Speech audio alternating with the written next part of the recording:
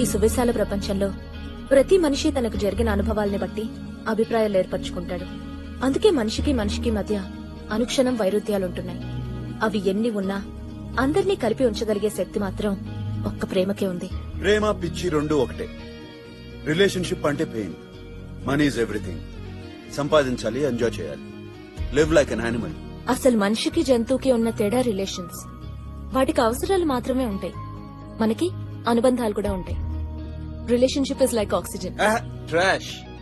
Government ఒక రోజు చంపుకోండి కేసులు ఉండవు అంటే అందరూ వాళ్ళ పార్ట్నర్స్ ని చంపేస్తారు తెలుసా? That's perverted thinking. No, it's practical thinking. అలా ఆలోచించే వాళ్ళని జూలోనో జైల్లోనో పెట్టాలి. I'm sorry, doesn't matter what you say.